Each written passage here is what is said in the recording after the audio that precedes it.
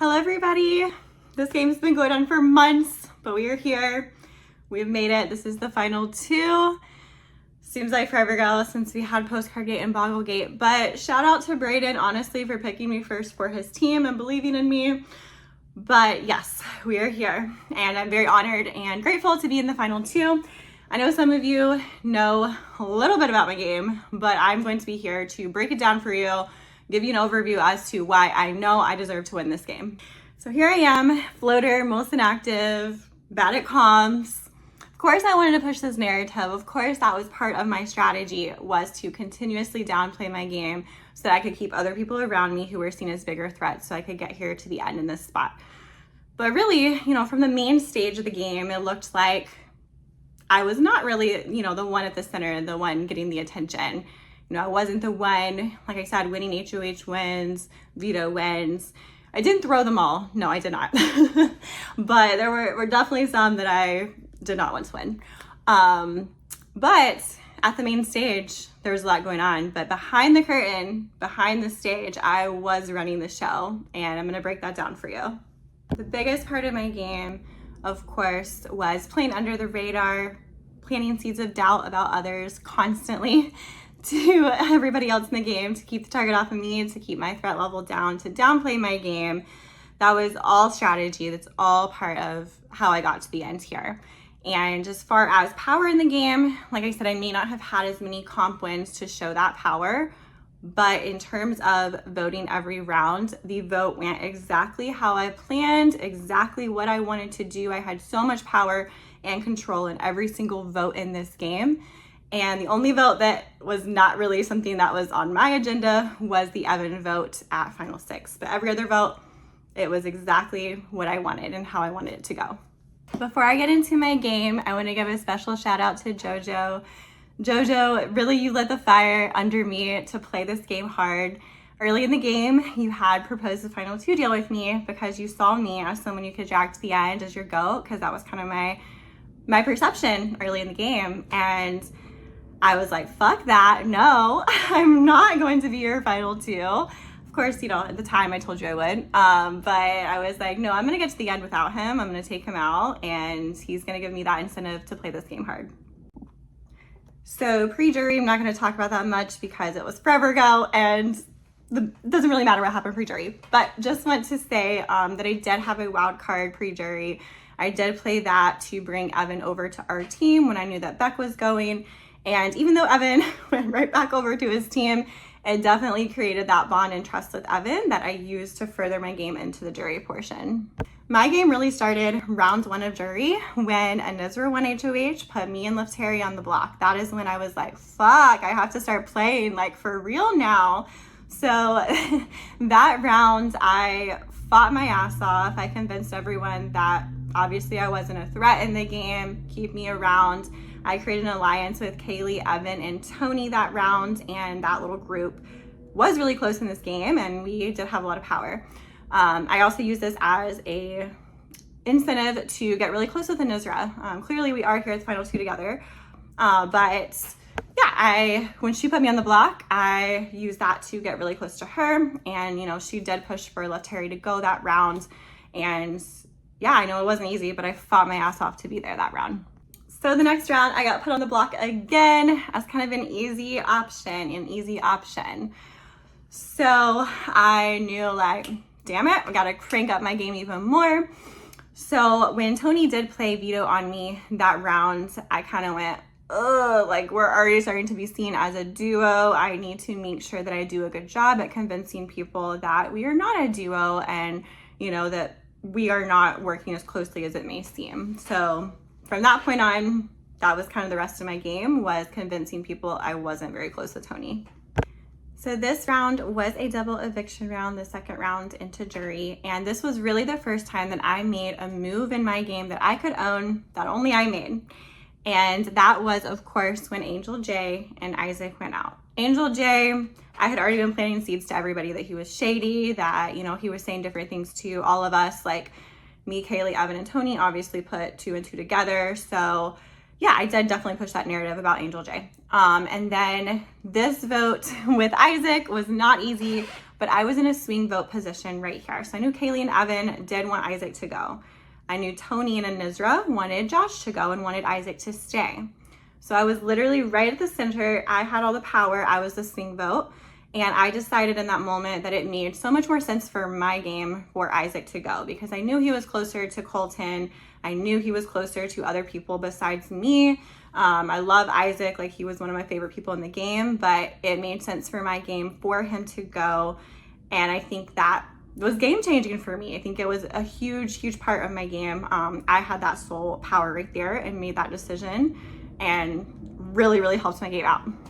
The next round is when Anizra won HOH. It was a luck-based comp.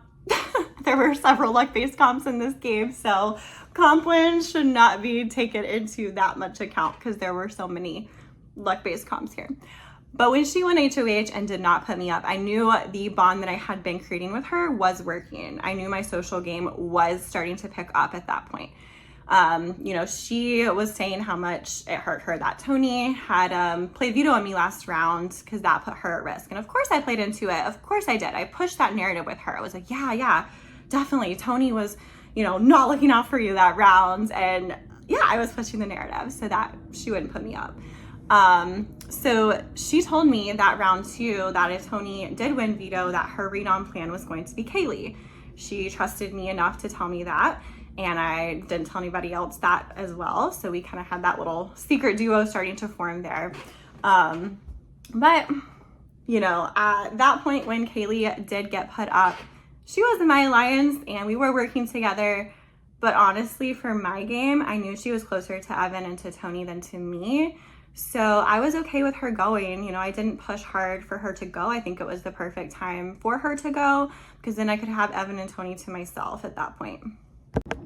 So this was, of course, the round where Angel Love and Josh went and Evan stayed. This was the move of my game. I fully believe that. I needed Evan to stay in this game because obviously I was working with him. I trusted him more.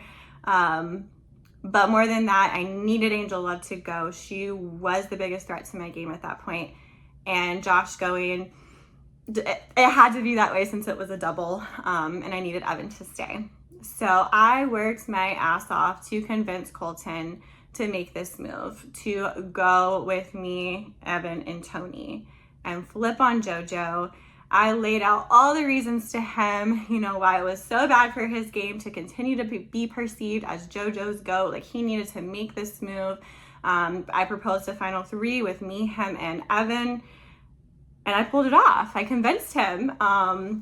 And then I also, more to this part, was convincing Josh to use his block on Angel Love. He was going to use it on Evan, but this, unfortunately, I did have to kind of lie to him a little bit, give him, you know, a glimmer of hope that he might stay in the game.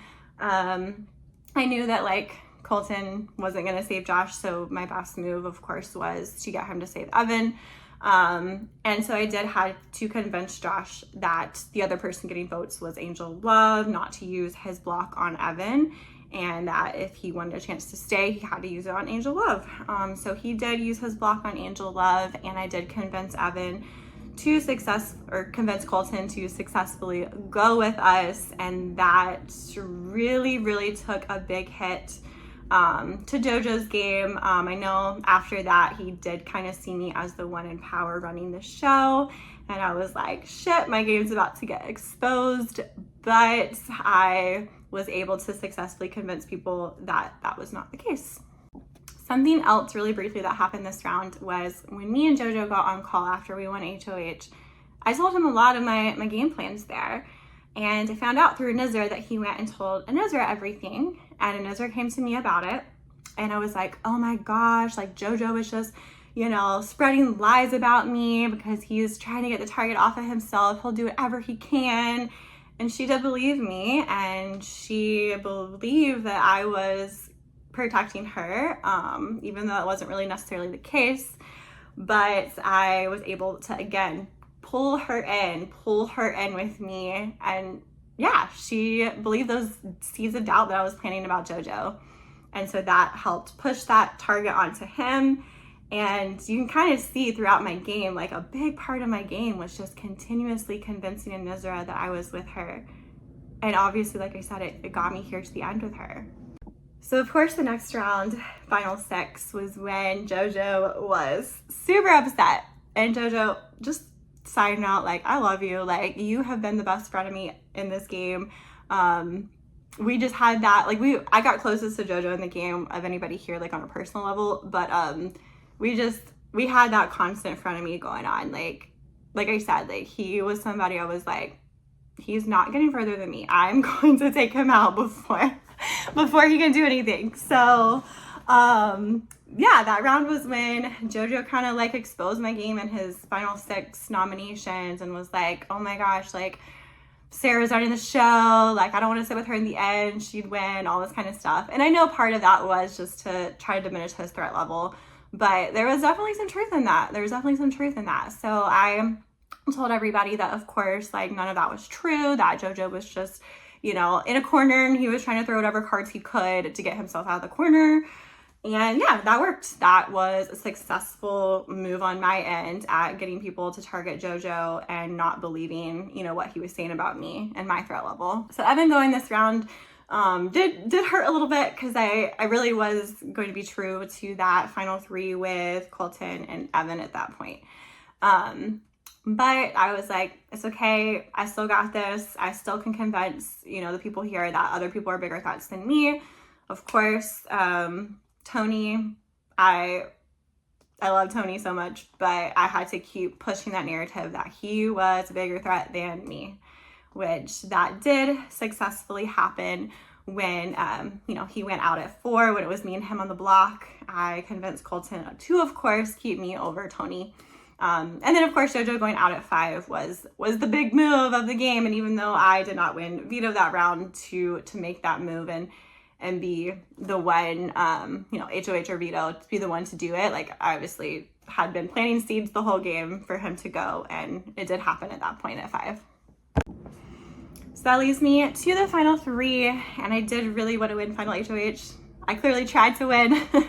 So no, I wasn't throwing all the comps all season, but I did really want to win final HOH. And when I didn't win, I was really upset, but I was like, you know what? I'm not going to stop fighting. So as soon as Anisra won final HOH, I got on a call with her, and she right off the bat said, Sarah, I'm sorry, but I'm going to take Colton to the end. You know, we've had a final 2 deal. I'm going to honor that. I think you're a bigger threat over Colton. And I'm going to take Colton. And I was like, okay, let me fight my ass off right here again.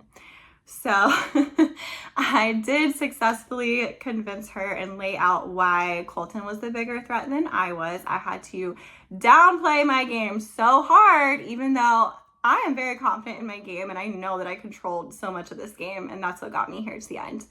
But I had to downplay that to her, and I did successfully convince her to take out Colton and take me to the end. And I think that just, again, was such a big part of my game all season, was convincing Anisra that, you know, I was with her. I had to downplay my game to her all season, you know, planted seeds of doubt about everybody else to her the whole game. And I think it's just like kind of like very, very telling that at the very end that continued to be what happened, and she picked me over Colton. So yeah, I think the biggest part to my game here was just the amount of control I had in the votes, my strategy of getting everybody else to be seen as bigger targets than myself, my strategy of downplaying my game, and my strategy of just, like I said, running the show behind the curtains. And I know that's why I'm here. I know that's why I deserve to win this game, and I hope you can appreciate the game that I played. On a personal level, I literally love all of you on the jury. I do think it's amazing how everybody on the jury played a completely different game from each other. And I do believe that my game was completely different than anybody here. It stood out, and I think it is what deserves me the chance to win this game. I would be so honored and excited to have your vote to win and be the winner of Big Brother World. I would love it. I'd be so excited. I've been wanting to win this game since day 1. I've been saying in my diary room, like, I'm winning this game. I'm determined to win. So yes, I'd be honored and excited, and I can't wait to answer all of your questions. Please hit me with everything. I just want to give a shout out to Love Terry. Love Terry, I hope I honored your promise. I know that when you left, I made a promise to you. I hope I honored that promise. And Angel J, when you left, you said just make sure you win, and I hope I can win and fulfill that too.